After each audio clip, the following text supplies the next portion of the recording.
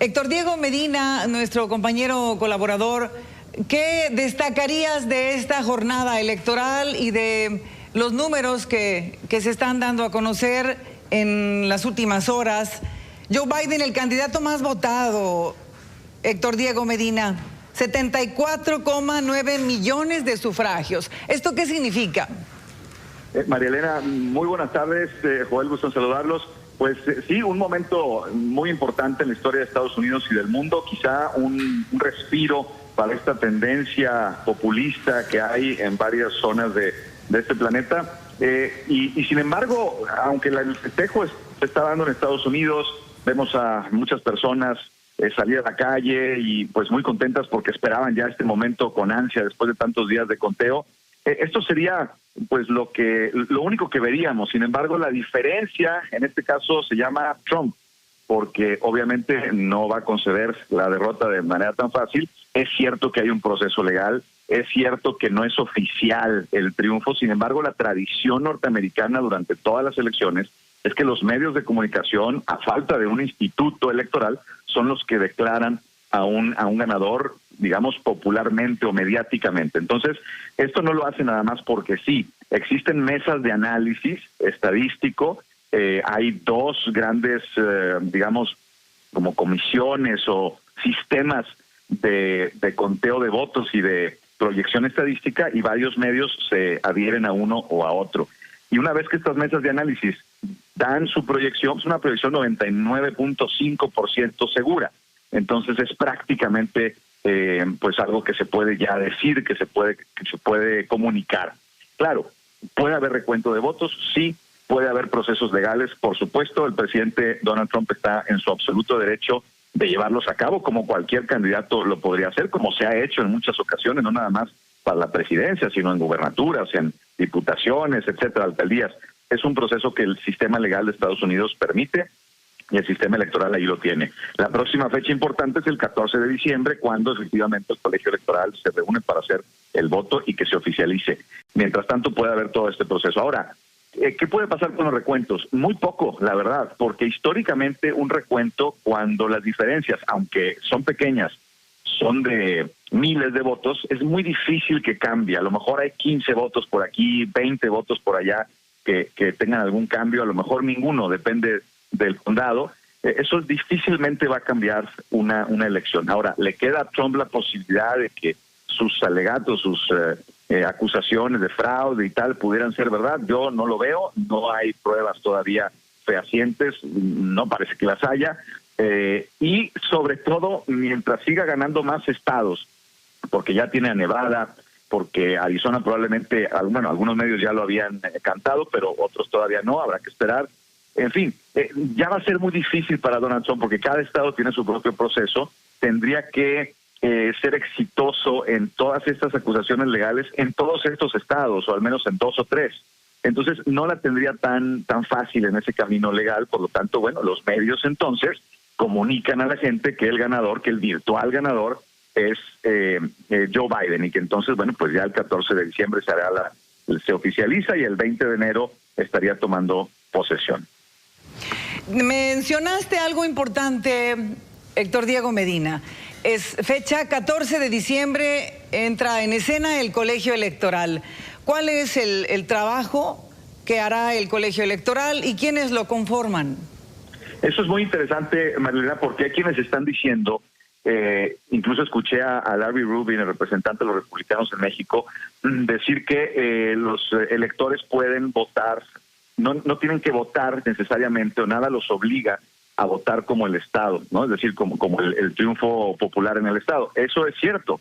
No hay nada constitucionalmente que los obligue a que si Pensilvania lo ganó Joe Biden, todos los 20 electores de Pensilvania tengan que votar por él. Sin embargo, nunca ha pasado, al menos en la historia reciente de Estados Unidos, que cambien la elección porque los electores se negaran a votar por el ganador, ¿no? Por el que ha sido proyectado como ganador. Nunca ha sucedido. Sería rarísimo y sería muy grave para la democracia norteamericana. Hay algunos estados donde multan a los electores por no votar por el ganador, pero sí es verdad que no hay una ley que los obligue. Entonces, bueno, ese es un punto ahí de interés.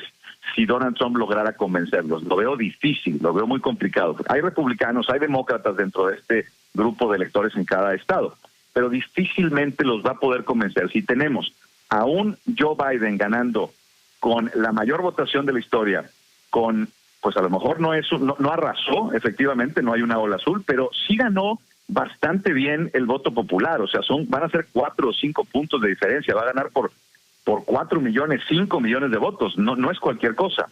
Entonces hay un claro mandato, aunque no arrasó, pero sí hay un claro mandato popular, y si gana Arizona y luego gana Georgia también y demás, pues está clarísimo también el voto electoral. Al final pudiera quedar incluso numéricamente de la misma manera que en 2016, solo que esta vez ganando los demócratas con 306 votos electorales. Entonces difícilmente van a estar en contra de eso los electores haciéndole caso a alguna narrativa de Donald Trump. Va a depender también mucho de en qué termine la actitud de Trump. Ahorita se fue a jugar golf, es lo que están comunicando, va a tomarse como el fin de semana para pensar, dicen algunas fuentes, y el lunes se vuelve a sentar con su gente para ver cuáles son los pasos a seguir. Lo que está anunciando es que, bueno, el lunes ya empieza con todo este proceso legal, seguramente lo hará, pero más bien decidir los pasos en torno a sus mensajes y a sus discursos de los próximos días. ¿Por qué? Porque sí es importante lo que diga y cómo lo diga para la tranquilidad, para sus seguidores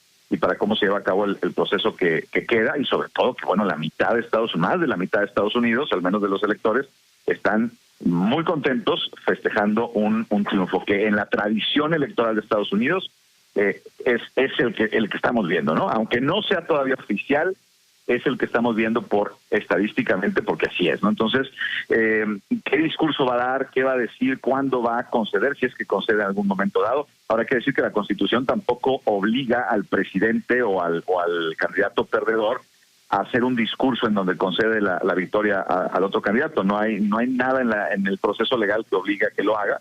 Simplemente el 20 de enero termina su mandato y el presidente que sigue entra a la Casa Blanca y se acabó. Eso no hay cambio, no puede hacer nada Donald Trump en ese sentido, pero para eso tiene que oficializarse desde luego el 14 de diciembre con el colegio electoral. Es una estrategia de relaciones públicas, al final de cuentas, lo más probable desde el campo de Trump. Una estrategia para poder que se quede ese mensaje en la mente de sus seguidores y manchar un poco la presidencia de Joe Biden. No sabemos si va a seguir con esa bandera de fraude, a pesar de que después el proceso legal termine no dándole la razón. Vamos a ver si lo cambia o si mantiene esa actitud de me robaron la elección. Esa estrategia de relaciones públicas que bien refieres ha sido un asunto recurrente con Donald Trump. Volviendo al tema del voto popular, Héctor Diego Medina, Biden junto con Kamala Harris superó el récord de 68 millones que había logrado Barack Obama al obtener 74, casi 75 millones de sufragios. ¿Qué opinas de estos números? Es increíble, a pesar de que la base de Donald Trump creció, porque eso es una realidad también que hay que analizar y reflexionar.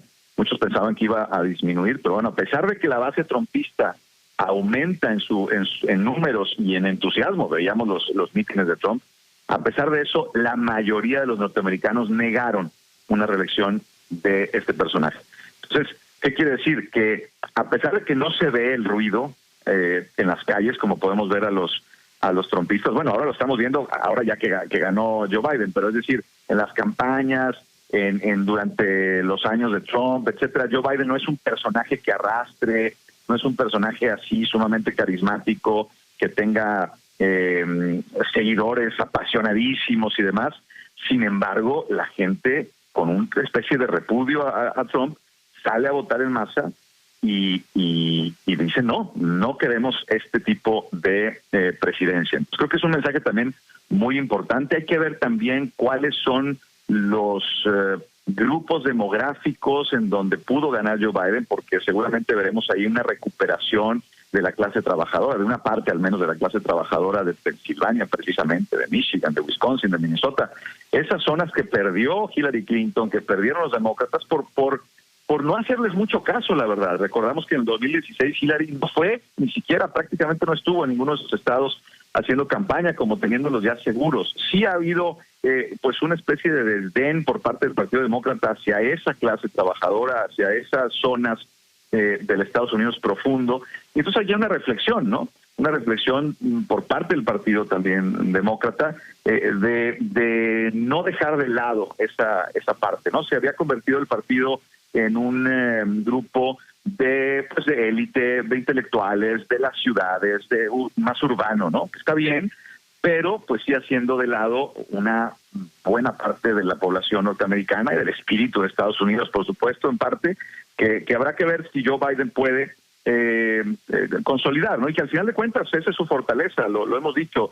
Joe Biden tiene como político esa posibilidad de conciliar, lo ha hecho durante todos sus años como senador, como vicepresidente, y ahora seguramente lo hará como presidente, ¿no? Es decir, voltear a ver al otro lado, hablar con los republicanos. Por cierto, tiene muchos amigos en el Partido Republicano, se sentirán más cómodos con él que con otro tipo de demócratas. Vamos a ver si eso funciona, ¿no? Por lo pronto, el mensaje está claro. A pesar del aumento de pasión hacia Trump, la mayoría de los norteamericanos, y que la mayoría son de centro, no son de la extrema izquierda ni tampoco son de la extrema derecha, la mayoría dice, a ver, perdón, pero este no es el tipo de liderazgo que queremos.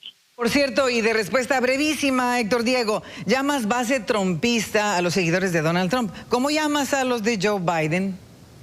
Pero Joe Biden no tiene tanto una base bidenista, digamos, como Trump. Esa es la diferencia, que al final quienes votaron por Biden quizá no lo hicieron tanto por él, aunque bueno, les dio cierta seguridad y cierta confianza, sino es un voto, en realidad hay mucho voto anti-Trump, por supuesto. Es decir, hay mucho voto de negar una continuación de un gobierno que miente constantemente, y no lo digo yo, es decir, lo dicen las estadísticas y los números, se ha contabilizado la cantidad de mentiras que dice, todos los políticos lo hacen, pero Donald Trump hace una cantidad impresionante, un presidente que polariza, que divide, claro, que ha hecho cosas buenas también, por supuesto, que la economía a lo mejor iba más o menos bien, que en algunos otros aspectos, como la reforma penal también, o sea, claro, hay aspectos en los hechos buenos, pero la polarización es sumamente peligrosa y los americanos dicen, pues hasta aquí, ¿no? Al menos por ahora, porque no va a acabar Trump, es decir, no es el final de Trump. Trump va a seguir ahí, y si no es Trump, va a ser eso que lo llevó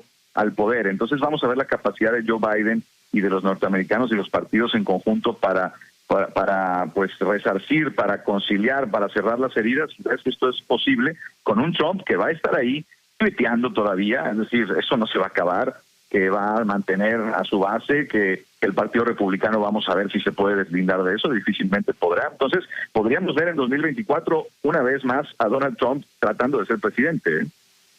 Uy. Gracias Héctor Diego por este análisis muy interesante. Buenas tardes. Gracias María Elena. Joel, buenas tardes.